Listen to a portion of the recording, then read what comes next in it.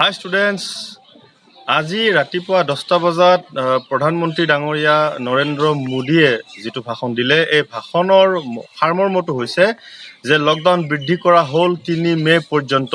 वहां पर 20 अप्रैल से कुछ जरूरी गतिविधियों की अनुमति छूटछाट दी जा सकती है, लेकिन याद रखिए ये अनुमति सशर्त होगी। बाहर निकलने लॉकडाउन के नियम अगर टूटते हैं और कोरोना का पैर हमारे इलाके में पड़ता है तो सारी अनुमति तुरंत वापस ले ली जाएगी। और इसलिए न खुद कोई लापरवाही करनी है और न ही किसी और को लापरवाही करने देना है।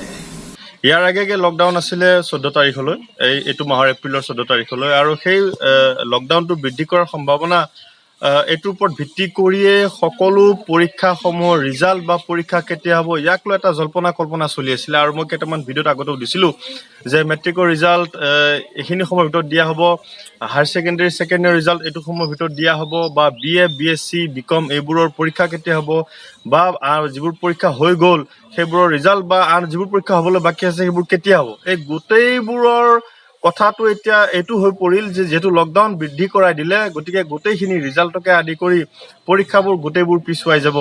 এতিয়া মেট্ৰিকৰ ৰিজাল্ট দিয়াৰ সম্ভাৱনা আছিল অহা জুন মাহৰ ছেকেণ্ড উইকৰ ভিতৰত, কিন্তু হয়তো এতিয়া জুন মাহৰ লাষ্টৰ ফালে হৈ যাব পাৰে, সম্ভাৱনা খুবেই বেছি।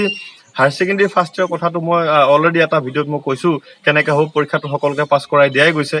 ছেকেণ্ড ইয়াৰ যিটো ৰিজাল্ট দিয়াৰ কথা আছিলে সেইটো এতিয়া বৰ্তমান পিছুৱাই যাব, জুনৰ লাষ্ট বা জুলাই পৰ্যন্ত পাই যাব পাৰে। ইয়াৰ উপৰি নেক্সট আহিল BA BSc BCom অৰ্থাৎ TDC 3 ইয়াৰ ডিগ্ৰী কোৰ্চৰ যিবোৰ ছেমিষ্টাৰ পৰীক্ষা হৈ গ'ল সিহঁতৰ ৰিজাল্টটো এতিয়া কেইদিনমান আৰু পিছুৱাই যাব, আৰু যিবোৰ পৰীক্ষা হ'বলৈ বাকী আছে সেইবোৰো গোটেইবোৰ পিছুৱাই যাব। ইয়াৰ লগতে পিছুৱাই যাব D.Pharm B.Pharmকে আদি কৰি মাষ্টাৰ্ছ ডিগ্ৰী যিবোৰ আছে সেই পৰীক্ষাবোৰ গোটেইবোৰেই পিছুৱাই যাব। এতিয়া ইয়াৰ ওপৰত সবিশেষ গাইডলাইন কিছুমান আমাক হয়তো জনাব, আমাক মানে গোটেই ৰাজ্যকে জনাব ৰাজ্য চৰকাৰবোৰে, আৰু সেই গাইডলাইনবোৰত উল্লেখ থাকিব যে শিক্ষানুষ্ঠান কেতিয়ালৈকে বন্ধ থাকিব বা আন কি কি নিৰ্দেশনা আছে গোটেইবোৰ। এতিয়া নৰেন্দ্ৰ মোদী ডাঙৰীয়াক কোৱা মতে যে 20 এপ্ৰিললৈকে সাংঘাতিক কঠোৰ হ'ব লকডাউন ব্যৱস্থা, তাৰ পিছত হয়তো অকণমান শিথিল হৈ যাব পাৰে। কিন্তু এতিয়া গোটেইখিনি কনফাৰ্ম নিউজ মোৰ হাতত আহি পৰা নাই, মই আহি পালে মই নিশ্চয় জনাম। ৰাজ্য চৰকাৰে বা আমাৰ অসমৰ বিশেষকৈ স্বাস্থ্যমন্ত্ৰী ডাঙৰীয়াই বা শিক্ষামন্ত্ৰী ডাঙৰীয়া ইয়াৰ ওপৰত কি কথা কয়, ৰিজাল্টবোৰৰ ওপৰত বা শিক্ষানুষ্ঠান কেতিয়া খুলিব বা কেতিয়া কি হ'ব, গোটেইবোৰ তথ্য মই খুব সোনকালে আজি গধূলি হয়তো ওলাব পাৰে এই গোটেই গাইডলাইনবোৰ, বা কালি হয়তো ওলাব পাৰে। গোটেইবোৰ তথ্য লৈ মই নতুন এটি ভিডিঅ'ত খুব সোনকালে তোমালোকক লগ পাম। তাৰে প্ৰতিশ্ৰুতি আজিলৈ আহোঁ, ধন্যবাদ।